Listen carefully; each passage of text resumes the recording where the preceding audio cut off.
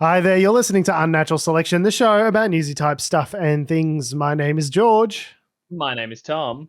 And my name is Adam. And with our powers combined, we are Unnatural Selection. Make sure you visit us at our salubrious home on the web, unnaturalshow.com.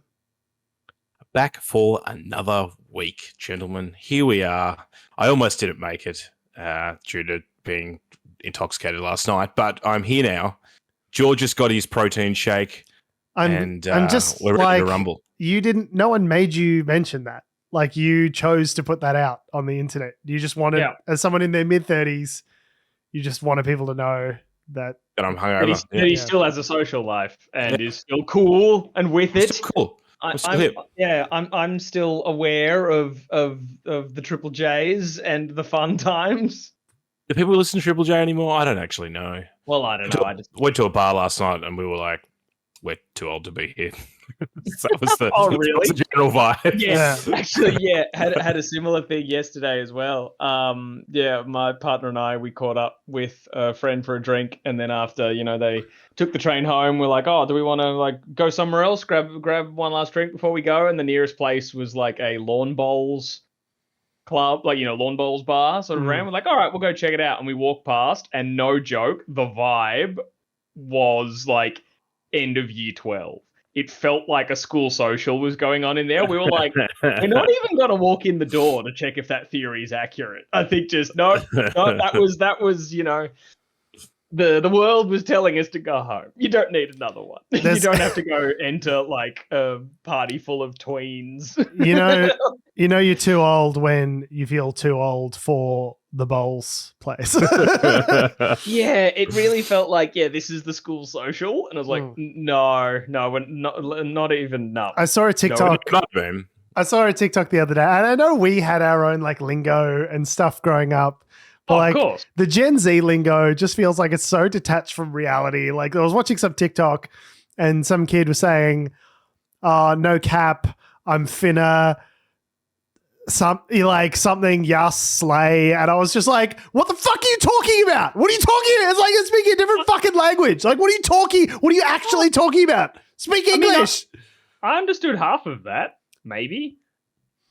I don't know what finna means. Finna is like going to, but I was just like, why would you not just say gonna? Like, there's slang like no cap. I don't know why cap means lying. I don't know what any of this. I've become old man yells at cloud. I spend my weekends gardening and looking after my child and just screaming at the youth. I am fully become a meme. Yeah. All our parents are smiling and nodding with vindication. They're all you said it would never happen. Our slang was like, cool. Something's cool. My mom would go, oh, it's cool, is it? You like it, do you? Oh, is it like this? Is it like that? Use proper English, you idiot. Oh, sorry. I thought you meant that. I thought you meant the literally using the word cool was our lingo, not that our lingo is cool and the youth's lingo is bad. No. Because, of course, George, of course we think that. That's how this works. As in, our words, our lingo, our shortcuts for things made sense. They're just inventing new words. I was like, that's not how it works. You're not Shakespeare. You can't just make new words up. Finna? That's just incorrect. That's just an incorrect. You just made up a string of bloody globular. That doesn't mean anything. You just made it up. Well, maybe they're geniuses. We'll never know. Time will tell, and by the time does tell, we'll probably be dead. Or there'll be whole new terms to describe it, and we won't understand those either. So let's live with it. Speaking of dead, the Optus CEO, first story this week, has her career is dead. She is now I was going to say resigned. Not dead. Optus CEO has not dropped dead this week. No, her career is toast though. So she obviously, we talked about how she appeared in front of the Senate last week, and then she says that she had some time for personal reflection and she thinks it's in the best interest of the company to resign. However, she had some time. She had a period of time. That period was maybe 24 to 48 hours after we recorded that episode. A lot quicker than I expected. I had a period of time to reflect after taking a bunch of angry calls from high-level Optus shareholders, and I've listened, I've learned, and I've decided to fall on my own sword aggressively.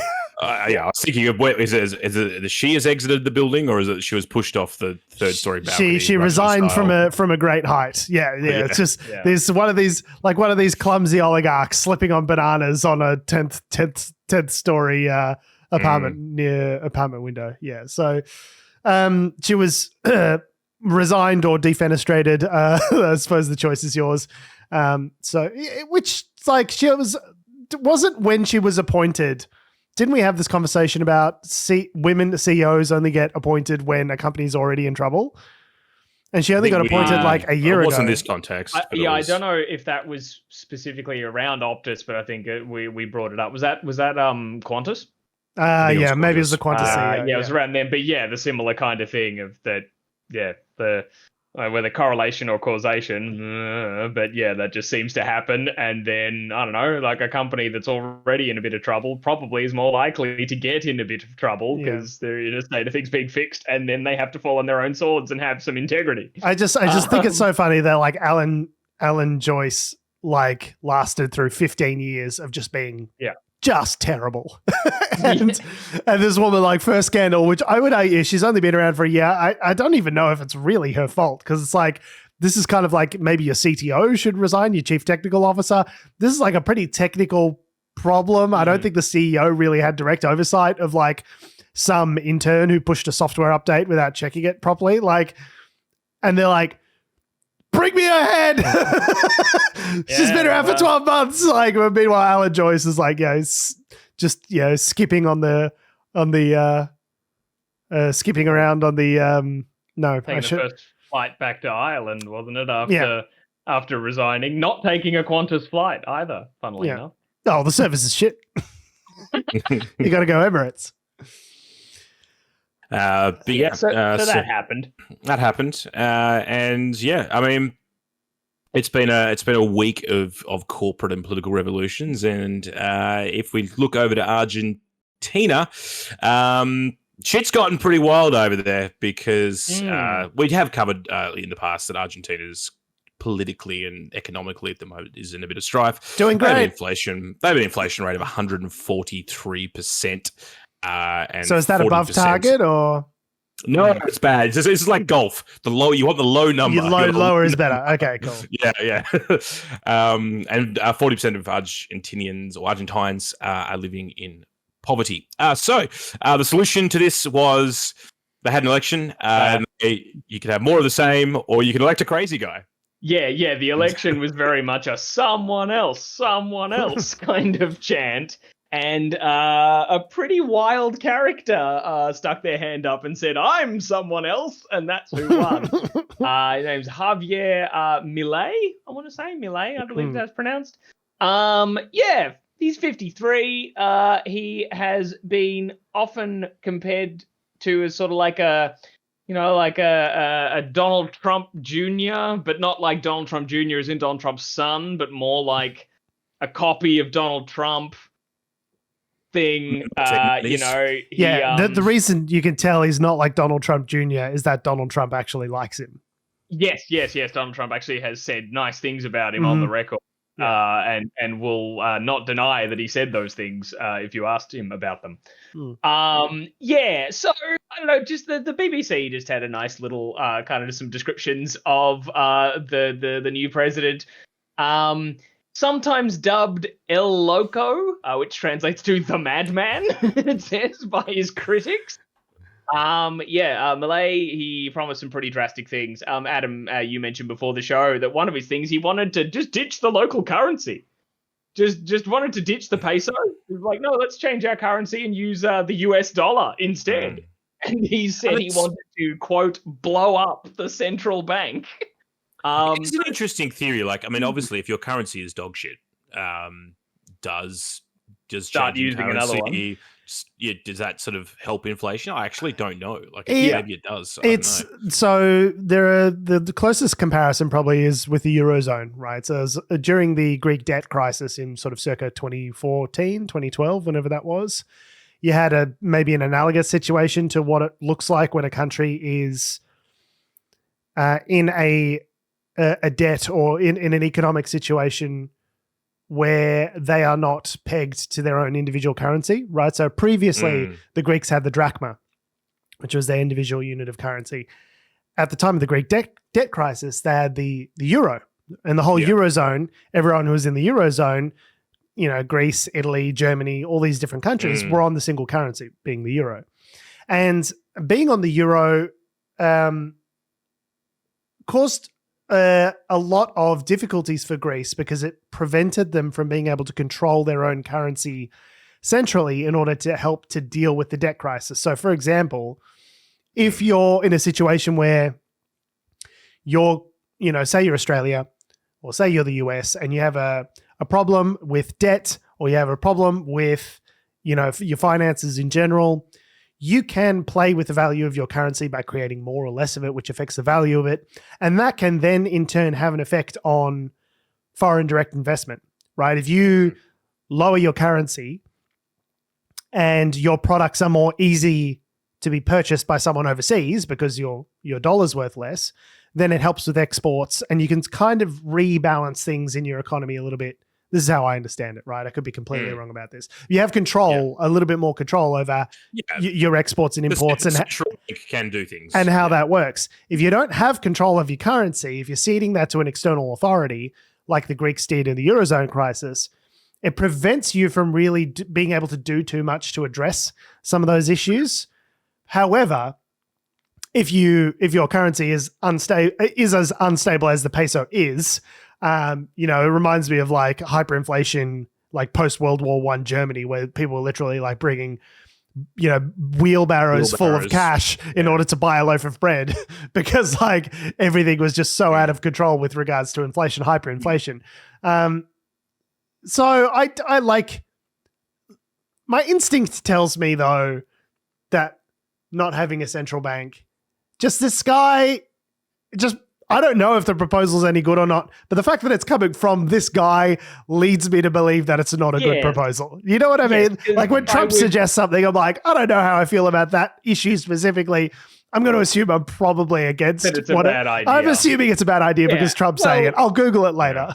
Well, some of his other bad ideas include cutting welfare payments, slashing bureaucracy by closing the ministries of culture, women, health, and education. Who needs a ministry of health and education? Not necessary.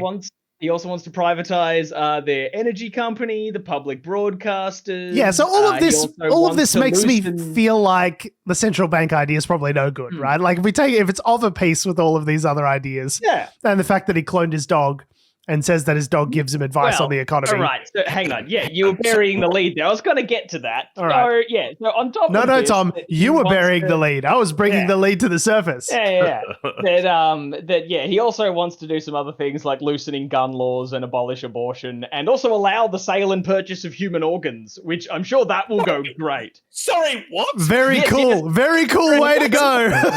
Yeah, correct, Adam. What? Yep. What? He wants to allow the sale and purchase of human organs. For fun? Like, I mean, I guess either he just was. How does one do that? Well, you can exchange money for goods and or services, Adam. So if one of those goods and or service is a human organ, I guess. But how do this is like sci-fi dystopian hell shit? Oh, you want me to get even further into this? There's a South Korean movie about that right now. Like, yes, yeah. Oh, hell yeah. There's also like a musical about it. I think it's fucking called Repo Man, where like the fucking government have repo men, repossession people, like if they have to repossess your house, but instead it's the heart that you had installed and can't make the repayments on, so they cut it out of you in the middle of your home. Anyway, so you want sci-fi dystopia from this guy, the dog. So he had a dog I say had. Had is important. He had a dog. His name was Conan. He's a beautiful boy. I've seen pictures of the dog. Looks like a stunning, gorgeous dog. He really loved this fucking dog. So much so that he now has 4 dogs that are the same breed. But not just the same breed, Adam. They're the same dog. He has cloned What? his dead, precious Conan What? at least 4 times. They are all genetically identical to Conan. And he has 4 of them. What? How? He's trying to bring his precious boy back to life. And I can relate. Like cloning was like we only allow, like, how are you even allowed to clone your own dog? I'm not sure how he pulled this off. I've heard of celebrities doing that. I think like Barbra Streisand or something did that, didn't she? Where she cloned her dog. Oh, maybe. It's a thing. It's a thing for like ludicrous wealthy people. It's not a thing for like real human beings. Yeah, he really loves this dog. Like it's sort of like I don't know why he's done it sort of in this way. It's like, are you sure you love a breed of dog and you had one that passes away, you get another one, but he's cloning. He's got four currently, and they're all the same dog genetically. George Tsipos, Keeping It Real Times. So there's a report from the New York Times from 2018 saying 2 of Barbra Streisand's dog, Miss Violet and Miss Scarlet, are clones of her late dog Sammy. So it is a thing that you can do if you're just like an insane millionaire. But just get another dog. Just get a new dog. Dogs. Yeah, I don't know. Because they're 4 mastiffs. And I can relate to that in the sense of that when my cat dies, it'll emotionally destroy me. I love this cat more than I like most people. Yeah, but I would want to do anything to bring back my precious little boy, but I'm not gonna fucking play God and have him cloned.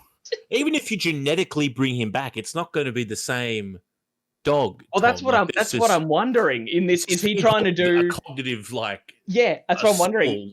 Is he cloning his dog over and over to be like, well, one of them, like if it's the same genetics, it'll be the exact same dog, and each one of them slightly imperfect. And he's like, again, like bring me in, and he's just like, it's alive, and flicking the switch and the lightning. It just becomes an episode of Rick and Morty. Yeah. Jesus Christ. Black Mirror dog edition. But he's also been described as a cross between Boris Johnson and the doll Chucky, which is, I feel, an apt description when you see a picture of this guy. Yeah, he's definitely got that. I don't know what it is with right-wing insane populists that have scruffy hair. I don't know what it is between Donald Trump and Boris Johnson. There's just it seems like a bit of a trend with these nut bars. Yeah. So that's who's running Argentina at the moment. And and as we sorry, Adam. Well, I was going to say, it looks like his party doesn't have that many seats in the actual parliament, so he'd have to do a bit of negotiating to get anything through. Allegedly. Potentially. But yeah, I guess though, as we sort of hinted at before, that things in Argentina haven't been great economically, and so there's a lot of frustration and dissent from the populace. Just things are shit, and the people currently in power are the ones responsible for making it shit. So there might be a lot of support for for anything else. I get I get it. I am sympathetic to that. This crazy dog cloner.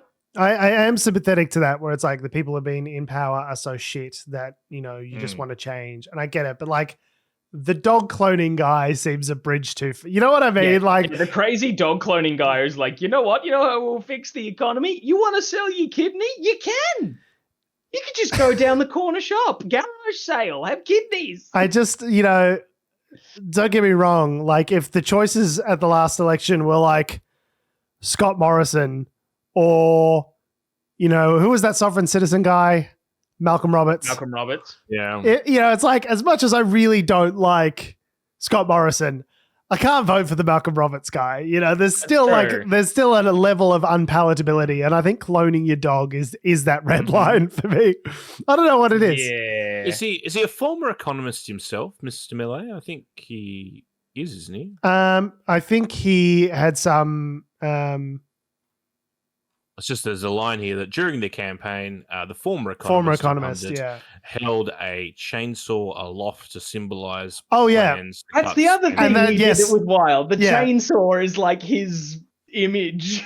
Yeah, and so you'd like do campaign rallies with like chainsaws. Yeah, and like he's gonna slash things at him. Yeah, it's like, you know what it is? It's like Crazy John's mobiles ran for president. Yeah. Or like, you know, I'm Crazy John. You gotta get a Samsung 3250 for $499. I'm slashing prices. You know, the Persian rug store that never shuts down. Yeah, absolutely crazy. So, but needless to say that none of these theories that he's espousing mesh with mainstream economic thought. You know, just because you held a calculator once doesn't mean you know what the fuck you're doing with the country. So, yeah. But it also seems just a little sidebar here to add just an extra little amount of crazy. I found an article a bit with a few more details about the dog cloning. So this report on the Buenos Aires Herald mentions that it's harder, quote, to clone dogs than other pets, according to one of the source they've got here on a place that will clone your pet for you. But they say it depends largely on how many eggs can be retrieved from female dogs, and they only have 2 menstrual cycles per year. The process costs around $50,000 no matter how many puppies you get. So seems like a lot. Potentially paid $50,000 per dog, or $50,000 got him all 4. It's because he's been selling all his organs. That's why he's got all this spare cash. Right. Yeah. Perpetuate is the company that he used that is based in in Massachusetts. Stop giving people ideas, okay? You're giving people ideas. Let's just let that one sit. I know it's a clever pun, perpetuate, but it makes it sound like you're paying a price for each pet that you ate. Perpetuate. Yeah, $50,000 perpetuate. Like if you want to eat him, that seems like a bad use of $50,000, but I suppose you are legally free too. Yep. Speaking of legally free, Dan Andrews, the former Premier of Victoria, is, I guess, trying to go about his life now, post-politics. And one of the things that he wanted to do is get back into golfing. It's like everyone's, dad when they retire. It's like, they're taking up golf. Yep. Dan Andrews was one of the ones. Is someone who wants to do that now. Problem being though is he's and the right wing media, the Murdoch media in Australia, has been talking about this story ad nauseum. What for an opportunity to weeks. Shit on Dan Andrews, and they took it. It's just ongoing. The never-ending story. Like them at all. Dan Andrews wanted to play golf, but not being able to because he pissed off every golf player in the state. Well, basically, he wants to apply. He's trying to apply for a golf club, the Portsea Golf Club on the Mornington Peninsula in Victoria, and the members allegedly have tried to block him from getting a membership at the golf club. Okay, but like Portsea is like famously a very shishi rich area of the state, right? It's like where all the rich Turak people go to like be on the coast, right? So hardly surprising that a bunch of incredibly wealthy golf people aren't Dan Andrews fans. You know what I mean? That's just like, oh yes, I believe they're quite petty over the lockdowns during COVID because there were differences of which golf clubs could be operating and which couldn't, depending on locations. And they're all like, oh, you want to play golf now when we couldn't play golf when a fucking world pandemic was happening? Like, it's incredibly petty. Golfers never forget, and they never forgive. This is the thing, he never even put an application in. Like, this is all over a rumor that he's going to. I mean, maybe he was having talks. Maybe he's played there in the past as a guest or something. But like, he never actually nothing's actually happened with it. But like, people are so like, even like Steve Price, who's like a radio sort of shock jock here in Melbourne. Steve Price is like, I will fucking kill myself. I'll do it. He's got a gun to his own head. I'll do it. I'm fucking crazy. I'll quit live on air if Dan Andrews is accepted as a member. Yeah, he said something like he'd tear up his membership for Uh, that club. It's just like, oh, but I mean, Just to be clear, this isn't in response to a thing that has not happened. yeah, but also like shock horror, like people in golf clubs maybe being really particular about who they let into their exclusive community. Well, yeah, the whole furore that the right wing was sort of jumping on was that, well, he's look, we have to make sure that he has a regular approval process. Like, he can't just be gifted in as the former premier. He has to have, the members must be able to have their say. And the Portsea Golf Club's like, yeah, that's happened. That's what happens. Like, and as soon as he puts in a membership application, that's what'll happen. But he hasn't done that. Not yet. He hasn't done that. We're all having a media shitstorm over maybe Dan Andrews would like to play some golf regularly in the Mornington Peninsula. I just don't I get that you don't like Dan Andrews, but like, once someone's retired from political life and they're no longer a public figure, like, to be such a petty bitch as to be like, no, you can't be in our special club. You were mean to us with the lockdown, so you can't be in it. It's like, oh my God, you're adults. Grow up. Who cares? What the fuck? Not to defend the crazy golf people, but I'd say it depends on the politician. I know, but like if I was a member of somewhere and then like Scott Morrison wanted to join. Oh, okay. But absolutely fuck off, Scott. But you know what? Like, country worst. At what point do you just be like, oh, okay, that's Scott Morrison, what a shithead, and then just like continue living your life? Like, it's like, it's going to affect you not at all to be like, to maybe occasionally see someone on the golf course once every 3 years. Like, who the fuck cares? Who cares? What if it was like Donald Trump? I don't care. I'm an adult. Really? Who's got the time to care about what someone else does on a golf course somewhere in the world? Who fucking cares? George, you might see him. Oh no! And what'll that do? You might have to line up behind him. Triggered. I'm triggered. I might see him with my eyes. Who cares? Well, Rupert Murdoch is the answer to that question. Well, he's gone. You got what you wanted. He resigned. He's gone. He's done. Yeah, but they can keep shitting on him and they enjoy doing Incredible. that. Over nothing. Over an application that might materialize at some point. Insane. No, we'll get 3 more weeks worth of content out of this, please. Speaking of resigning, but also coming back, the OpenAI saga has it has become a saga. It is now, it was just that the CEO had been fired. Now it is a 3-part opera. And it's a Netflix miniseries, HBO miniseries on corporate shenanigans. So Lin-Manuel Miranda is going to be for me. Lin-Manuel Miranda is going to be playing Sam Altman in the upcoming incredibly long historical musical based on this story. So he resigned last week. We talked about that. Mm-hmm. And then what happened after that? A bunch. So a lot happened in like 4 days. So there was a board coup. So we talked about this last week on the show. We said Sam Altman's been pushed out. So the board said something to the effect of like Sam Altman hadn't been entirely forthright in his communications to the board. Very cryptic. We don't know what's going on there. They forced him out. So he's been kicked out. His co-founder and CTO then turned around and said, well, if he's going, I'm going, Greg Brockman. And they'd removed Greg Brockman from the board for some reason as well.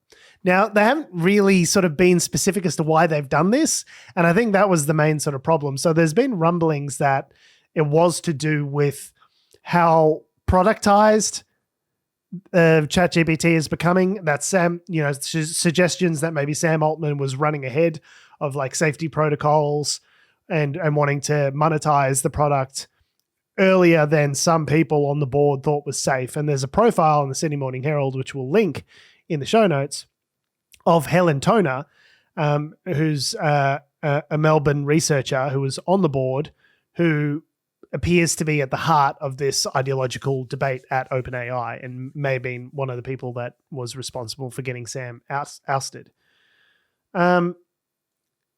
And so that's the contention, I guess, that there was some sort of ideological dispute over safety. There were some rumors maybe that OpenAI had made some progress towards AGI, or artificial general intelligence, which is sort of a step up from the large language transistor model that they've currently got operational with ChatGPT. So large language model is like you put in prompts and then prompts come out.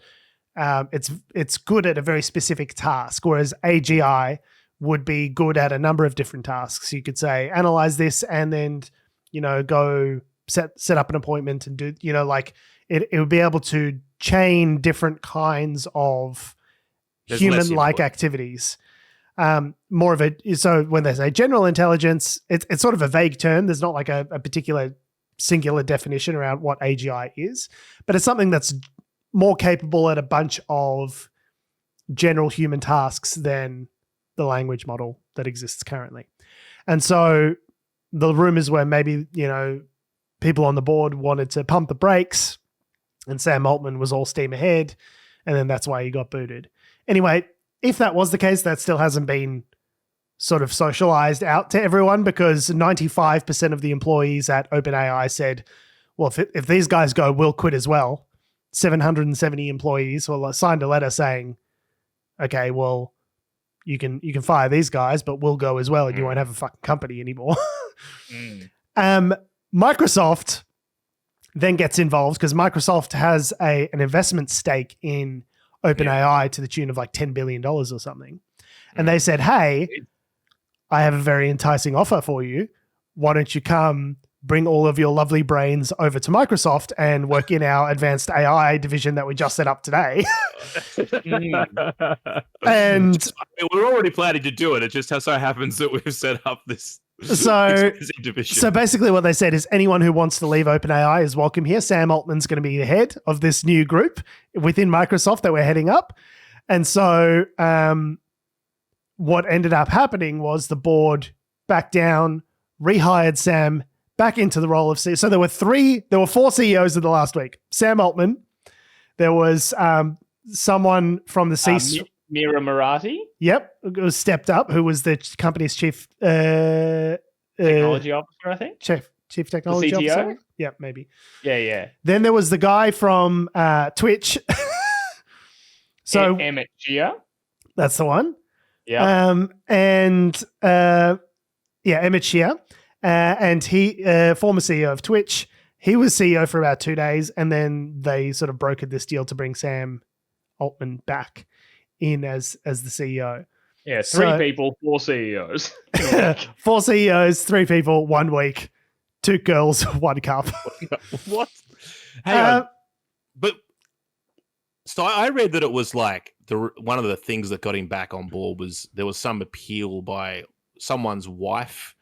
Because they are all very friendly. Like one of them got married like in the headquarters or something, and one of the former CEOs was like the officiator of the wedding, some shit like that. Artificial intelligence up until this point has been a very small field. It would not surprise me at all to know that it's been quite incestuous in terms of what's been going on there, relationships and stuff. Yeah, So anyway, so in that reshuffle of the board, the only women that were on the board were removed, and it's been stuffed with Altman,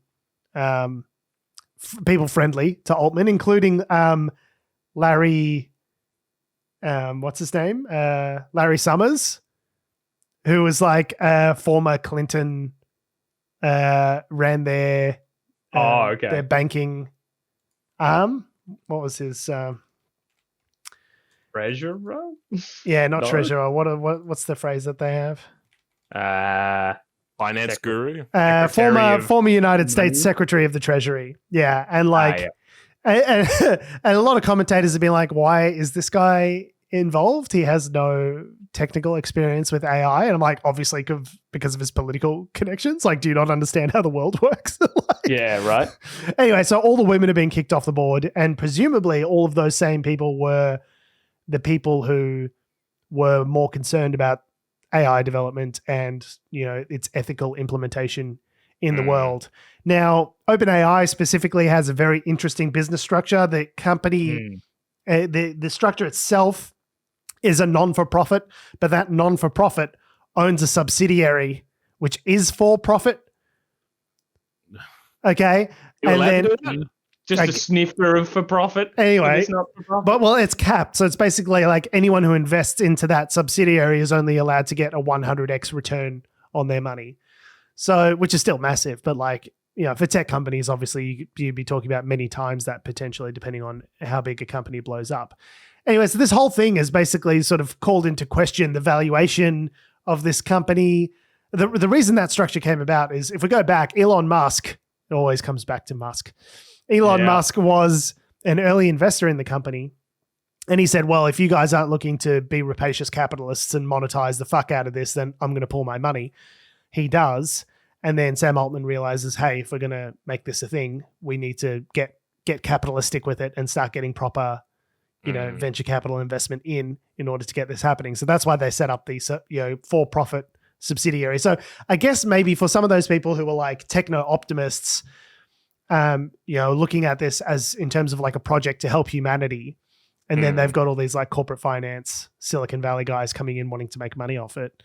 Maybe there's a bit of tension there. But again, it's still kind of unknown. Anyway, at this point, Sam Altman has been offered his job back. All the women are off the board. It's all dude board. And yeah, it seems like it's a new era for unrestrained capitalism. Now, having said all of that, I did listen to an interview on Hard Fork with Sam Altman, which was recorded 2 days before all of this kicked off. Hard Fork is a podcast from the New York Times about tech.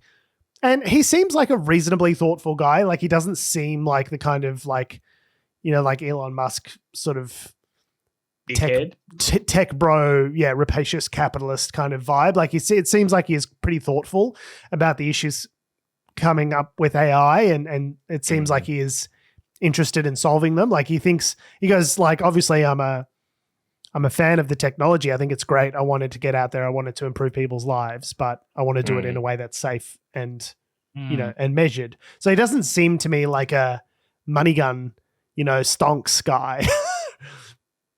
But like it begs the question as to, this is an $89 billion company, and the fact that, you know, so much value could just get destroyed overnight based on, like, if you, the board, are going to take this action because you believe it's in the best interest of the company and the world, safety wise, to do it, that's fine. But then you need to present evidence. You need to show a compelling rationale as to why you just ditched the very popular CEO of an company that's now valued at $89 billion American. Maybe, yeah. I mean, I wonder whether a part of it is they're not talking about it because it's all hush-hush proprietary technology with a lot of secrecy around it, because like it's not just other companies but potentially foreign actors that but you don't have to give the detail. You could say something that's like, here is the evidence as to why, like they were very generic in their criticisms of him, basically being like, oh, he wasn't forthright in his communication. So it's like, well, what does that mean? Like, so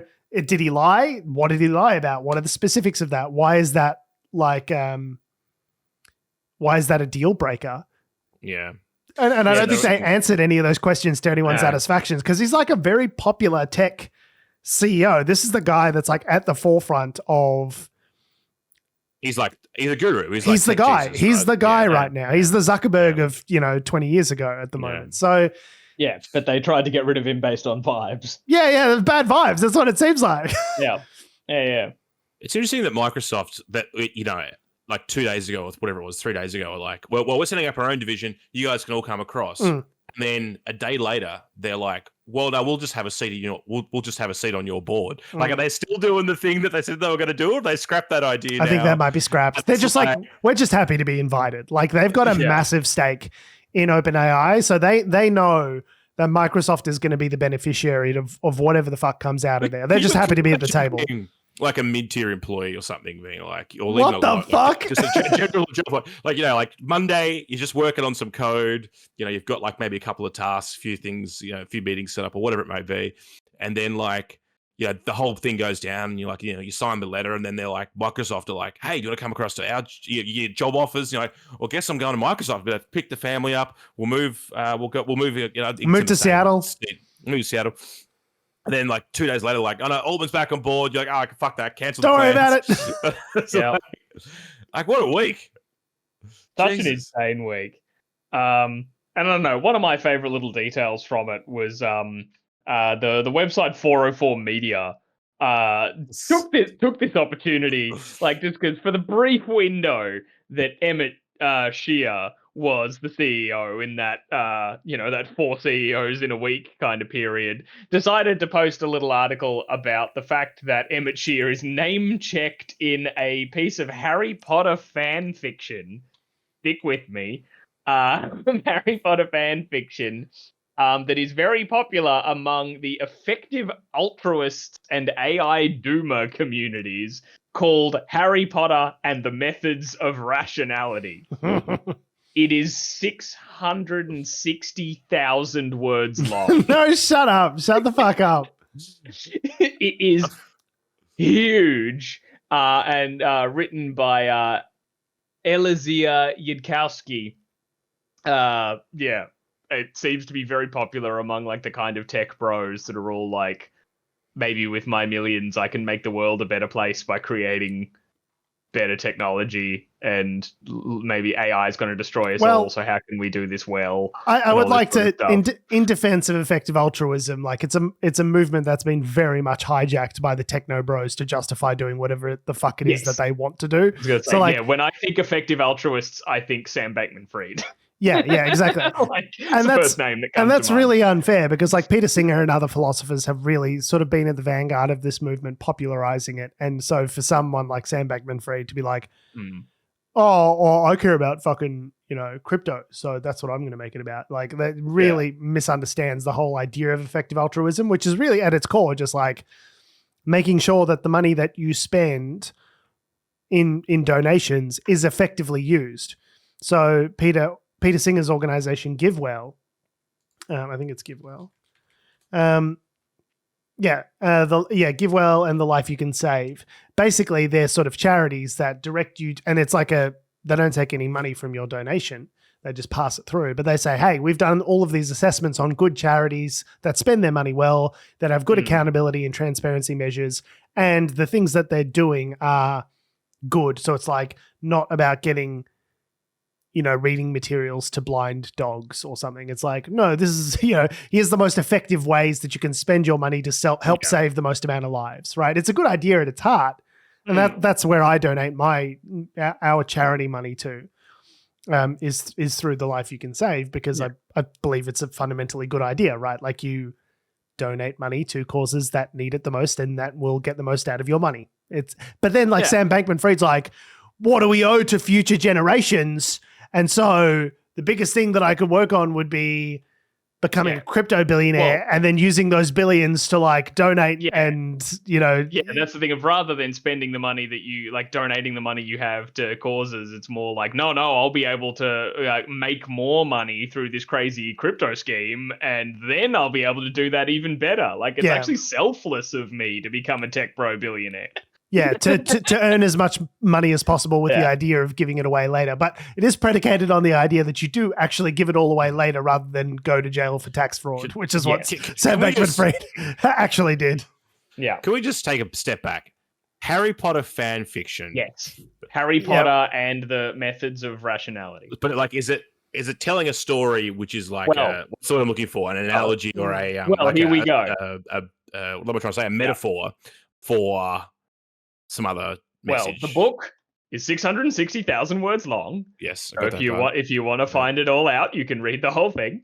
I'm not doing that. The summary in this article here has it as, it follows Harry Potter in an alternate reality where the uncle who raised him, Uncle Vernon, I'm assuming they're referring to there, is an Oxford professor who homeschools him to learn about science and rational thinking and isn't abusive.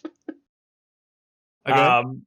Essentially completely rewriting the origin story of Harry Potter. Is it Harry Potter fan fiction at that point, if you're just making up a completely new characters? Well, and new characters, because like the whole like crux of this article is that the temporary CEO of OpenAI, Emmett Shear, was name checked in the book. Here's the part that he's name checked in. Like, this whole article is based on the fact that this happened. Apparently takes place sometime in chapter 5.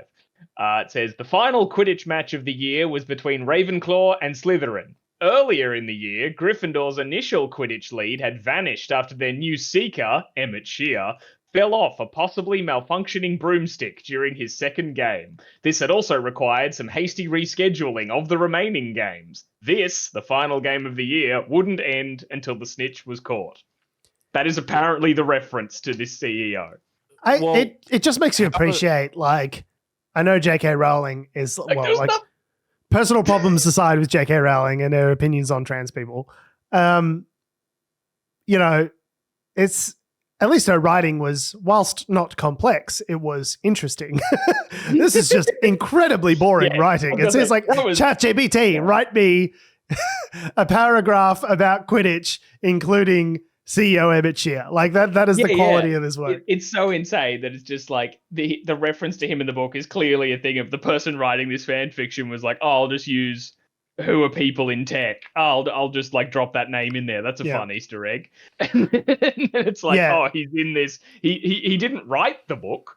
He didn't contribute anything to the book. Like the themes or the concepts that the book, that this piece of fan fiction espouses, he may agree with them, but like he didn't produce the book. So it's not like this book gives an insight into the brain of the current OpenAI CEO. It's like, no, it's just a popular, just name checked him, bonkers long fan fiction that is popular among effective altruists. The Slytherin seeker, Elon, shot over the top of him in order to, it's just like so stupid, just name checking famous billionaires. Right. Are you hoping that daddy notices you? You're going to get Jeffrey Bezos to come and give you a big pat on the back? Like, what are you going for there, weirdo? Is it available in PDF format, or how do we?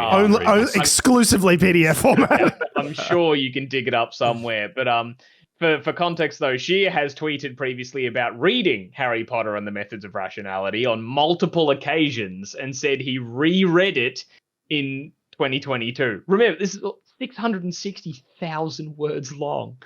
And he tweeted... cool, bro. Yeah, he tweeted that his name appears in the book as a, quote, birthday gift, and that he read the various installments as they were released by Gidkowski, because, it was released in bits. Like, you got to tease out what maybe the methods of rationality are over the course of this page turner. Isn't like a novel normally like 80 to 200,000 words? I guess depends on the length and things like that. But I mean, my brother's a writer, and he talks about sometimes they're after a book that's 45,000 words long, or like others for an adult novel, maybe the 80 plus. Yeah, but not 660,000 is my point. 660,000 is a lot. And Peace in words. Word counts. So War and Peace, which is a famously long book, has 587,287 words. That's so long. It's nearly 100,000 words longer than War and Peace. It's like War and Peace had a novella. It's like if Tolkien wrote War and Peace and just added a fuck ton of appendices on the end. Yeah, just threw an extra The Hobbit at it, just for good measure. Yeah, it can't be good. You know what I mean? Like, hell no. Anyway, J.K. Rowling probably didn't mind it because it still would have added into the ecosystem of the Pottersphere and her billions. He was probably just glad it was Harry Potter fan fiction that just didn't involve like people fucking each other. True. I mean, I was going to say, speaking of fucking each other, but it's probably not a great segue.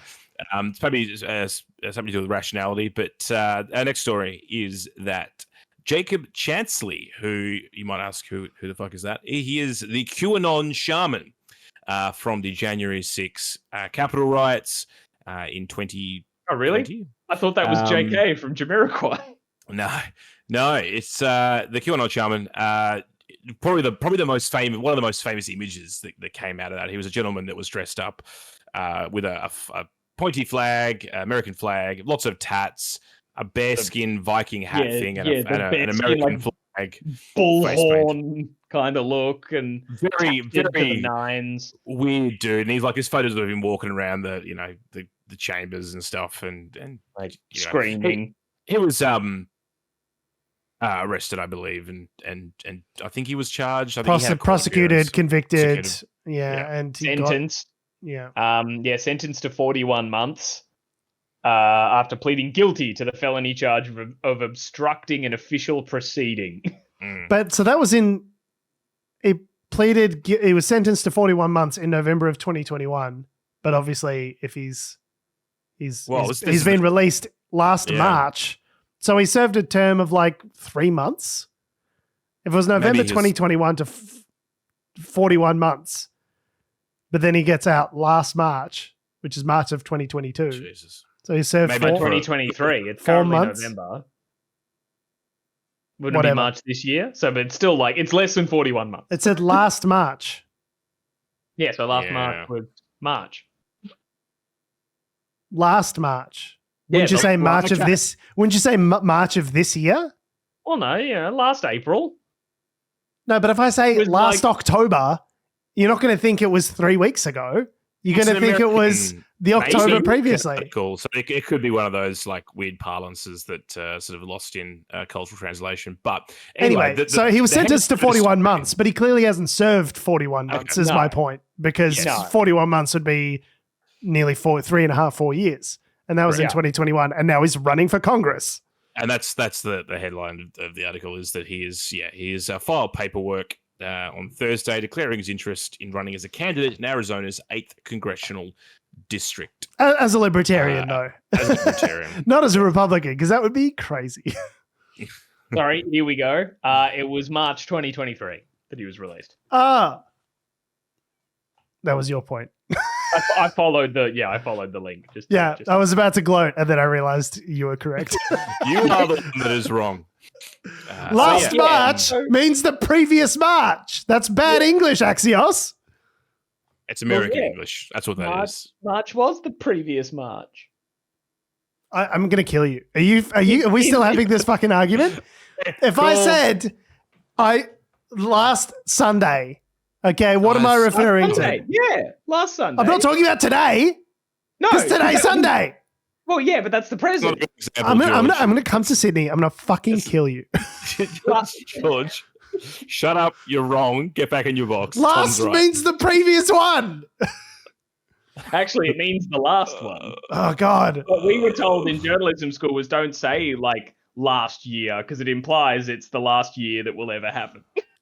So the world's going to end. Either way, we can agree Axios's grammar was not correct. They should have said March of 2023, right? Yeah, or just in March. Yeah, that makes more sense to me. I agree with you there. Okay, so this is how we can come together. This is how we heal the divisions in our country of partisanship, is we come together. I don't fucking care. Yeah, Adam's too hungover for this shit. But anyway... Jesus Christ. So the shaman, Chansley is running for Congress, and I don't know, it just made me think of like, crap. Like, yes, we all took part in this. We all enjoyed, like, that not only on top of the story of just the crazy shit happening at the Capitol, but that one of the rioters was wearing a bearskin Viking hat and looked like a crazy guy in face paint, and the whole QAnon Shaman, like, thing was so memeable and we enjoyed it. But it means now that he has name ID, notoriety, name recognition, and branding, that he could then that this could even be like an idea that isn't completely laughable. Normally it is, be like, you will not be like, you won't get anywhere. But then it's like, no, he's famous, he's known, and he might actually get some traction out of that. It's like, maybe we shouldn't meme these people. Name ID is like the number one corollary to people getting elected. It's part of why Trump was successful, right? Is because he had 100% name ID. People knew exactly who he was from The Apprentice, from the Deal Man, being a celebrity for the last 40 years. People knew who he was. That's why they wanted to. I think the Democrats were like trying to get The Rock to run at some point. Like, no joke. Yeah. I think The Rock has said it a few times. It was like, people have told me I should run for president. And I think, no, I'm not going to do that. I mean, he would win. That's the thing. It's like, if The Rock... he just starts doing the eyebrow and they're putting his, do you hear? What was that thing that he did? The Rock is cooking. The Rock is cooking. Is cooking Republicans. Oh my God, that just memes itself. Be like, shh, let him cook. Yes. That'd be great. But I guess it'll be interesting to see what Jacob Chansley does here, because what are his policies? But as what was kind of mentioned a lot in, the trial for him taking part in the riot was that he has disavowed both QAnon conspiracy theories and former President Donald Trump. So he said, he's just been publicly on the record saying, no, I'm no longer radicalized, or I don't believe in QAnon stuff, and Donald Trump, no, you're not a good guy. But his branding recognition is the QAnon Shaman. Yeah. So, Shaman for Congress. Yeah. Does he dress up in the outfit as part of the campaign rallies? That's what I mean. Because him being in that outfit, that's the branding. Associating him with a branding that involves the phrase QAnon that he is disavowed. So it's yeah, but you think about it, running as a libertarian, you're still going after those far right sort of voters, right? Oh, the policies I'm sure won't be any different, but it's just more of you, that's exactly what you'd attack him with. You're the QAnon Shaman doesn't believe in QAnon anymore, so how can you trust that he believes in anything else? Or attack him for not believing in QAnon. That's a circuitous route to get there. The ads just write themselves. I appreciate that, they're. People shouldn't get written off forever, and there should be some sort of forgiveness, and people can learn and grow. If they're showing that they're learning and growing, rehabilitation is possible and should be encouraged. However, you don't have to do it in Congress. No. Well, the point I was going to make is not immediately.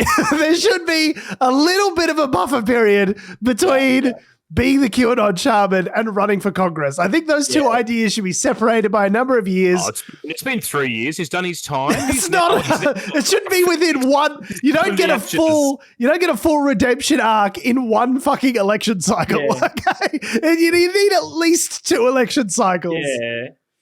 Yeah. A breather, just a bit of a breather between I'm going to murder Nancy Pelosi, hang Mike Pence, and please vote for me for Congress. I need more than one election cycle between those two things. Oh yeah, fuck! I didn't even send that through to you guys. That the guy that attacked Nancy Pelosi's husband said that Gamergate was what radicalized him. Cool, sure, why not? Cool, that's a blast from the past. It's about ethics in games journalism, Tom. Yeah, and that's why I had to hit Nancy Pelosi's husband in the head with a hammer. Nancy Pelosi's husband. His name is actually games journalism, and this hammer is named ethics. Yeah, this is my ethics hammer.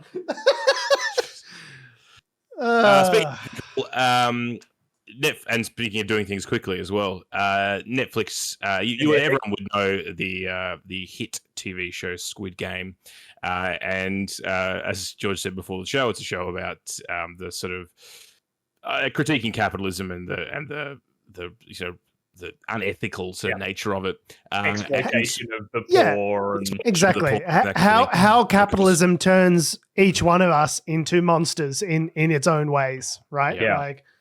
And so Netflix went, this is a very popular show. That's a very interesting theme that you've got there. What if we did it for real? Made it a game show. Missing the point of their own show so hard that it broke the sound barrier. I've never seen something fly that hard and that fast over someone's head as to create a sonic boom before, but here we are. Yeah, it's pretty bonkers that there was enough irony in it anyway that, their most popular program, I think it broke so many records of the most watched and money making by them. Man, this critique of capitalism is very, it's very remunerative. It's making us a lot of money. Yeah, we made a shit ton of cash on this, savage critique of us. But to miss the point completely and create let's just do it for real, but we won't kill people. Instead, we'll subject them to hypothermia and, nerve damage and see how we go from there. So they were filming in the United Kingdom. It's United Kingdom production, and the United Kingdom has been pretty cold this winter. Basically, they were shooting in an old Air Force base or something like that from memory. Yeah, well, you need a massive warehouse to recreate that first. I guess if you haven't watched any of Squid Game, general premise was 456 people were competing in children's games that had lethal consequences for a big bucket of money. So, this game show that they're doing now is recreating these children's games. The first one being a game of red light, green light, overseen by a scary giant doll and that will shoot you if it catches you. So yeah, they needed a fuck off warehouse space to like recreate that iconic set of like the kids play area with the scary doll. Is it just me, or is this like 2.5 years too late? Like, I feel like this show might have been Squid Game interesting. References aren't like big anymore. Because Squid Game was like big right at the height of at the very start of the pandemic. I want to say like 2021, late 2021 was it? Yeah, I think it was October 2021. Was okay. So if it was like mid 2022 when this came out, you could go, okay, like they saw the success of that and they turned around and made a thing.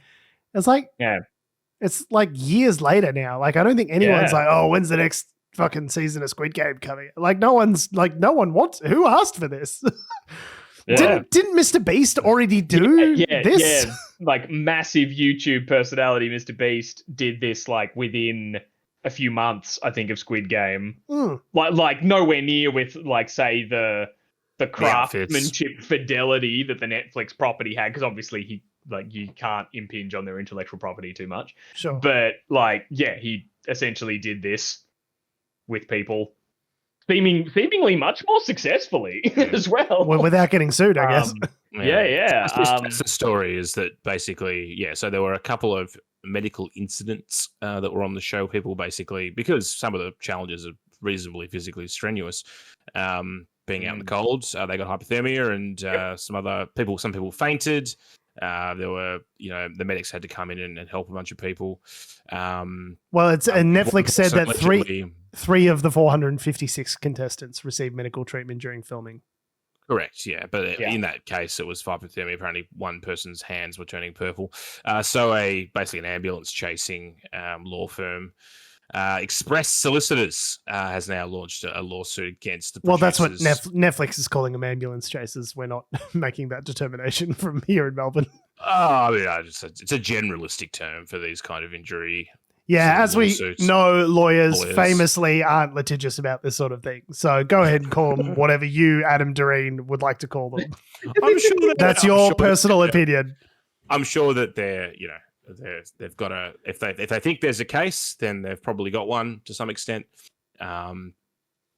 They're suing the drama, the producers. Well, because it was quite cold. Apparently, the jumpsuits that the characters famously wear aren't very insulated, so they don't keep you particularly warm. And the whole point of red light, green light is that you stand perfectly still during the periods where the robot's looking at you. And if they were like repositioning cameras or doing cuts or anything like that, they were like, hold those positions for continuity in freezing cold conditions. So not great. But again, it further goes down it's like they missed the whole point of their show, and then in making the game show, they found the point again because it's cruel. Like it is, like, because then the people who are competing are all like, we are suffering for this, and it's like, did you watch the show? So nothing about the show should have encouraged anyone to think taking part in this was a good idea. Yes, we had all the thing of, what strategy would I use to win that game? Were I in the desperate situation of it's my death or I win? How would you come up with it? But I wouldn't stick my hand up to be like, I'll play fucking competitive lethal red light, green light. I'll do tug of war at a giant fucking tower worth of shit. I cannot believe that the giant corporation that profited off a story satirizing capitalism hurt me by making a story that satirized capitalism about hurting. I don't know. It's just like I cannot believe that there's gambling in this casino.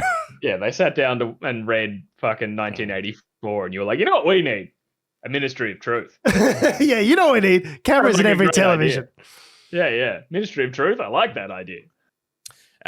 There was a independent safety inspection after the medical incidents that were on set, and the health and safety executive, as a result of that, they reminded the producers to plan properly for risk on the show, and it ultimately decided that no further action was necessary. So we'll be interesting to see how this goes. And of course, I'm sure I'll watch the show because just love a good reality TV show. It's Adam, the It's Great just British 6 Bake p.m. Off come back. No, That's I'm your good. good, wholesome game show. No, I want to see one where people pretend to die. It's much more fun. Do you reckon they ham it up? People get shot by a paintball instead of a bullet. And they'll, I've Just seen really I've seen- overdo it. I've seen it. Oh wow, really? There's one lady that may have Really done something. overdoes it. I was gonna say, if you've never been shot by a paintball before and you're not expecting it, like you'll probably get a big reaction out of somebody. But yeah, no, if they're really hamming it up. But yeah, it was a terrible idea. Speaking of terrible ideas, just a nice little silly story for us to end on this week. Oh boy, where to start with this? I think, the way news would describe this story, they kind of tell you the really important thing up front. But I think you need to start with this story with just a truck driver named Pardeep, who was driving from Sydney to Brisbane this past week. He was driving from Sydney to Brisbane, like in a massive truck, hauling like goods or whatever, long haul drive. And during his drive, he just noticed in his rearview mirror, or it was a wing mirror, there was a bit of fabric flapping out from underneath his truck. Thought that was a bit weird. Made a mental note to check it when he stops, later on down the road. And he stopped at about, something like 2:40 in the morning or something like that. And then when he went to see what the bit of fabric was, he's about 350 k's out of Sydney, I think, at this point. Or around Coffs Harbour, sorry. He's about 350 k's out of Coffs Harbour. And sees a man hop out from underneath his truck, between, sort of a tray that was just above the road and the truck itself. A very intoxicated man rolled out and was like, "Sorry, man, my mistake. I was just under your truck." And apparently he hopped under there because the drunk man didn't want to pay for a taxi home in Coffs Harbour or wherever they left. So he figured he'd hop under this truck, go however far it needed to be, and when the truck stops at traffic lights, roll out, and then walk the rest of the way. But the truck went on the freeway and didn't stop for 350 But that's what trucks do. What was the plan? I don't understand. To be like, what was the step two of and then I'll get off at, it's like, what if the truck is going a different way that you don't want to go? Yeah, exactly. But then he was under there for 350 kilometers and, probably on highways, they're going at least 100, 110. It's a bloody miracle this guy wasn't injured. But after the driver, saw this guy, I just like how the article phrases this.